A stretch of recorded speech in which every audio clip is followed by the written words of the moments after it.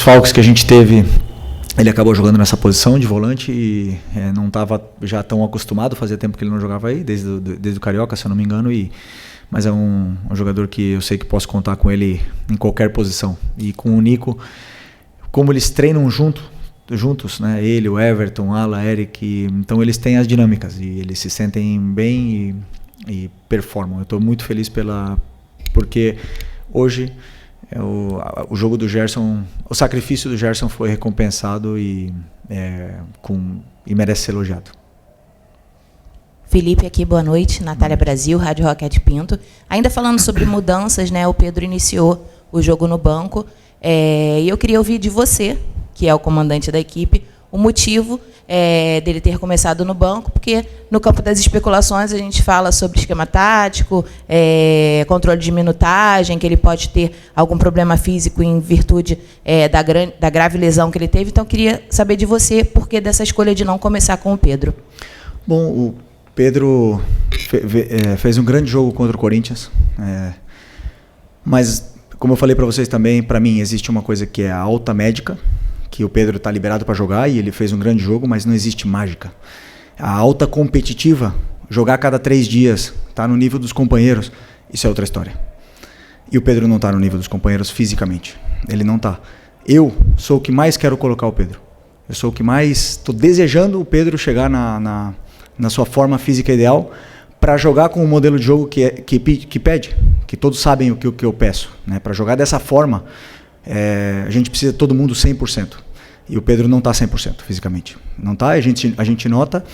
E depende dele cada dia treinar, cada minuto que ele tiver aproveitar, para ele poder estar no nível dos companheiros e poder ter cada vez mais minutos. Então, eu sei que ele é o melhor, e assim que ele tiver no mesmo nível físico que todos os outros, com certeza ele vai estar no campo, porque todo mundo sabe da qualidade do Pedro. Então só agora depende dele poder retomar essa forma física o antes possível e estar disponível para ajudar a equipe. Mas enquanto isso, continuar trabalhando. Felipe, Raíza Simplício da Gol Brasil e da revista Placar. Rapidinho, só para pedir para você completar essa questão do Pedro, você enxerga que é possível Pedro e Arrascaeta jogarem juntos e o Flamengo pressionar o adversário, como você gosta que a equipe pressione, né? Queria que você explicasse isso. E, rapidinho, só para completar, queria que falasse da situação do Gonzalo Plata, né? Porque ele está com edema ósseo. Ele acabou jogando aquele jogo lá contra o Botafogo da Paraíba. Foi alguma questão de erro de planejamento? Ou ele estava bem e depois piorou? Enfim, ele perde aí os próximos jogos? Bom, a questão se eles podem jogar junto, obviamente que eles podem jogar junto. Eles jogaram em 2022, fomos campeões juntos, com o Gabi na equipe. Jogaram juntos agora esses jogos. E o que nós temos que ver é como o Arrasca está correndo, como o Arrasca está fisicamente, na melhor forma que eu vi nos últimos 5 ou 6 anos. E o Pedro precisa chegar nessa forma. A hora que o Pedro chegar na forma física ideal, no seu 100%, ele vai nos dar para a equipe o que a equipe precisa. E todo mundo pode fazer. Todo mundo. Só precisamos que ele esteja do mesmo nível físico que os seus companheiros no dia a dia. E, desculpa que... O Plata. O Plata teve um edema ósseo, um gesto estranho no joelho contra o Vasco, e teve um edema ósseo e ele teve muita dor nessa primeira semana, viajou para Lideu, não conseguiu jogar, conseguiu se recuperar e a dor dele melhorou toda. Então teve minutos contra o Botafogo, foi espetacular como ele jogou, mas voltou a ter dor. E o joelho é um tema muito delicado, uma coisa que pode perdurar para a vida dele, e realmente ele está com dor, ele não está conseguindo performar, ele está muito frustrado. Um cara que ama treinar, um cara super alegre, feliz e divertido, e hoje a gente vê quando ele está na maca que ele está triste, né? Então precisamos que ele se recupere o antes possível, porque sabemos do importante que é esse jogador para a gente. Felipe, tudo bem? Boa noite. Gabriel Alfa, canal Paparazzo Rubro Negro, revista Placar. Parabéns pela vitória. Obrigado. Felipe, queria te perguntar sobre o Rodrigo Caio, né? Rodrigo Caio, que agora faz parte da comissão permanente do clube. Como que vem sendo esses primeiros dias com ele? Como foi a escolha do Rodrigo Caio para compor a comissão? E, embora, né, ele não faça exatamente a mesma função que o Daniel fazia, né, que era a questão de bolas paradas, tem muita gente nas redes sociais relembrando o gol do Léo Ortiz de hoje com o gol que o Rodrigo Caio fez contra o Grêmio, na Libertadores de 19. Queria saber se essas jogadas aéreas aí tem alguma coisa a ver com a chegada do Rodrigo Caio ou não, ou ele não tem nenhuma relação com isso. Obrigado. Bom, primeiro agradecer o Alegria, o Daniel Alegria, que começou comigo, estava comigo desde o começo, né, no Sub-17, me acompanhou toda essa trajetória, subiu comigo aqui profissional, me ajudou muito, mas eu entendia que precisava uma mudança. Comentei com o Boto sobre essa mudança na comissão e de um perfil diferente, de uma pessoa diferente, e como vocês bem imaginam, eu e o Boto conversamos todos os dias, horas e horas e horas sobre tudo. É um cara que ama falar de futebol e tá comigo, com os treinadores que ele trabalhou. E eu também gosto de perguntar muitas coisas para ele, sou muito inquieto e ele até liga para outros treinadores para eu perguntar coisas de tática. Então a gente se ajuda muito e ele me deu alguma opinião e alguns nomes, né, para poder completar essa vaga. Obviamente, quando eu escutei o nome do Rodrigo, já aprovei na hora, porque eu conheço a pessoa, o caráter e o profissional que ele pode ser. Ainda é novo, tem muito a aprender e veio para somar na parte do clube, né? Então estamos felizes com a sua chegada. Tem um impacto grande, né? Os jogadores respeitam muito uma pessoa íntegra como o Rodrigo e com a história que ele tem. E sim, está ajudando também na bola parada, junto com o Marcinho, junto com os nossos analistas. Então todas as jogadas de bola parada foram preparadas e treinadas. Às vezes acontecem gols, às vezes não. Também fizemos gol com alegria, não porque mudamos que fizemos gols, né? Mas eu sentia que precisava dessa troca e, como eu te falei, o importante é agradecer o Alegria aqui. Okay. Boa noite, Felipe. Léo José, do Coluna do Fla. A lesão do Pulgar fez com que você precisasse... A lesão do Pulgar e também do Ala fez com que você precisasse puxar um pouquinho o Gerson, e aí você formou a dupla ali do Gerson com o De La Cruz. Uma dupla que funcionou bem, né? Pelo meu entendimento, seu entendimento também. E lá na ponta direita você acabou jogando o Luiz Araújo. E com a lesão do Plata, em mais alguns jogos a gente vai precisar ver outro ponta direita por ali, sem ser, obviamente, o Plata. E com o Luiz Araújo na direita e o Gerson mais de volante, você entende que essa opção ela pode ser usada mais vezes? É uma opção que você pensa usar com frequência? Ou você prefere mesmo deixar o Gerson ali na meia direita e usar um outro volante? Eu sempre penso em escolher os melhores para poder montar um plano de jogo onde eu possa machucar o adversário. O Luiz tem uma coisa que é muito boa, que ele tem gol. Ele tem gol, ele tem assistência, ele gera esse perigo quando ele chega perto da área, né? Então, ele nos dá outras coisas com suas características para a equipe. Então, eu sempre, quando eu vou analisar um adversário, e agora mesmo pela falta dos volantes, nem duvidei em colocar o Luiz pela forma que ele entrou no último jogo com 10 minutos.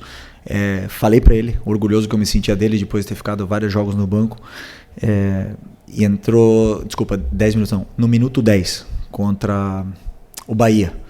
E correu de uma forma assim muito bonita. O que ele fez no jogo contra o Bahia foi para mim impressionante. Falei para ele que eu fiquei orgulhoso dele.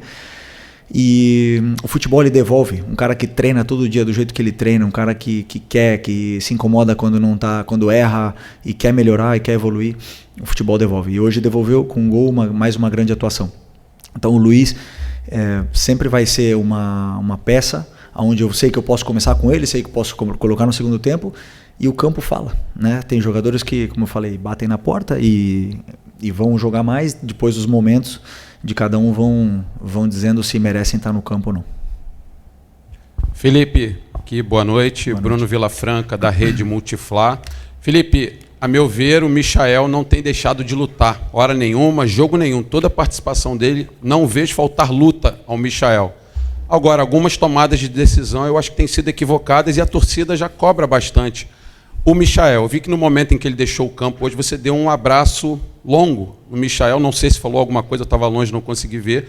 Como fazer para tornar o Michael, de fato, aquela peça importante que o torcedor tanto pediu, inclusive o retorno na temporada passada, e essa é uma das funções do treinador, recuperar jogadores que não estão dando aquilo que o torcedor entende que pode ser melhor. Obrigado e parabéns. Obrigado. Eu penso sempre em uma frase que define, né? Ninguém é mais importante que a equipe. Todo mundo tem que se sacrificar pela equipe e a equipe vence dessa forma, ou está mais perto de vencer dessa forma. Hoje o Michael, o Bruno Henrique, o próprio Arrascaeta, o Luiz, jogadores de frente não deixaram em nenhum momento a LDU jogar. Não deixaram. Eles não conseguiram passar do meio campo no primeiro tempo. E é um time que, se você ver, você estudar, eles jogam. Como jogaram no segundo tempo aqui, né? Então, é um jogador, o Michael é um jogador que dá tudo o que tem pela equipe. E sempre que eu escutei os torcedores falarem, queremos raça, queremos gente que corre quando não der na bola, vai na vontade, ele tem tudo isso. E ele começou o jogo muito bem. E aí nas primeiras decisões, a gente sabe que a torcida está esperando. E aí começam a pegar no pé, ele acabou ficando mais nervoso. Mas não temos que esquecer o que o lateral direito do LDU sofreu com ele. E tanto é que foi substituído. Por causa que o Michael machucou muito aquele lado deles ali. Depois falta o terço final, falta o último passe, falta essa tomada de decisão. Sim, ele sabe, ele treina, ele é o cara que mais fica fazendo complemento todo dia. E a hora que a bola entrar ou que ele conseguir se soltar um pouco mais nesse aspecto, ele tem. Ele tem porque em 2021 ele fez 15 gols, se não me engano, 12 gols, ele quase foi artilheiro do brasileiro aqui naquele ano. Então eu tenho que tentar também ajudar ele a recuperar isso aí, que é um jogador que deixa tudo que tem pelo Flamengo.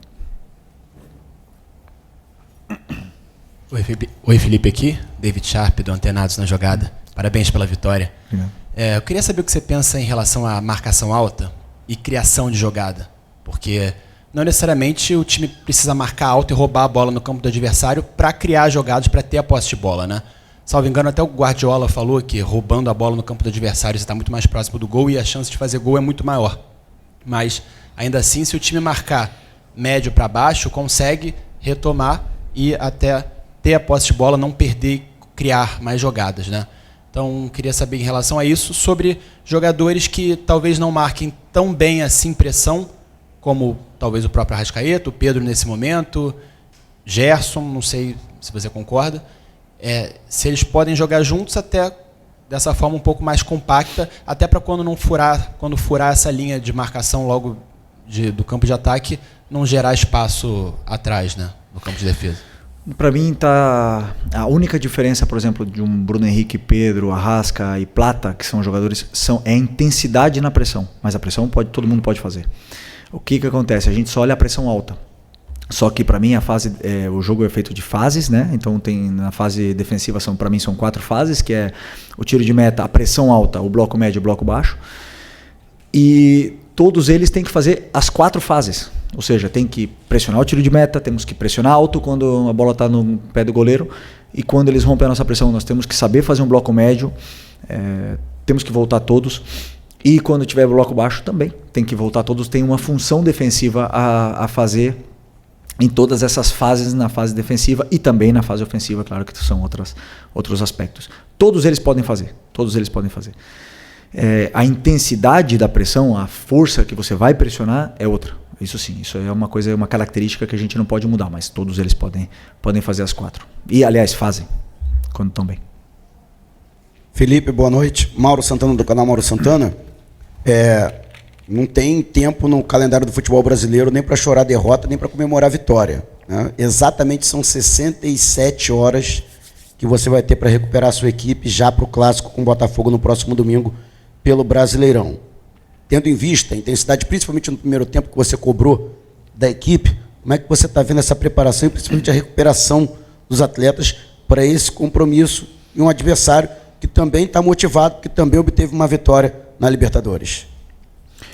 vai ser um grande jogo, um jogo duríssimo, dificilíssimo. Eles têm um dia mais de descanso, né?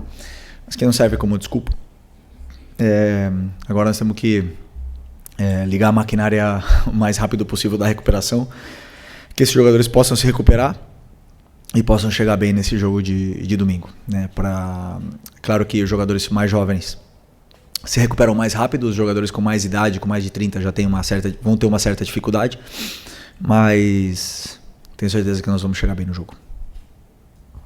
Felipe, Isaac Andrade, Flavoz. O Flamengo jogou bem, o Flamengo venceu, mudou um pouco a história dele nessa trajetória da Libertadores e foi muito elogiado, inclusive, na coletiva aqui pelo treinador da LDU. No momento de vitória como esse, eu acho que é interessante também analisar aquilo que de repente você planejou, aquilo que você cobrou, que você sente que o time trata com um pouco de dificuldade. O que foi isso hoje? O que, mesmo o Flamengo jogando bem e ganhando, ainda tem que melhorar, que você acha que não está no ponto ideal, que não foi feito hoje no planejamento do jogo? Não, mas interessante isso que você falou, né? Hoje vencemos e nos colocamos com possibilidade de passar de fase. Numa Libertadores que até então vinha sendo ruim, eu sempre penso que você tem que demonstrar dentro do campo que você realmente quer ganhar essa competição, né? E hoje eu acho que a equipe passou essa mensagem. No primeiro tempo, a gente passou a mensagem para a própria competição que nós não queremos ser eliminados. A gente quer chegar o mais longe possível, nós queremos chegar na final. E o único caminho é esse aí. Levando do jeito que a equipe levou a intensidade, a vontade para dentro do campo, o sacrifício seria a palavra para mim. O sacrifício que todos levaram para dentro do campo passou uma mensagem para a própria competição que nós queremos seguir vivo nela. E nós temos muitos aspectos que melhorar, todos os jogos. E o jogo hoje, existem alguns, e agora a gente vai analisar amanhã de manhã, analisar o que foi feito no jogo, os aspectos a melhorar.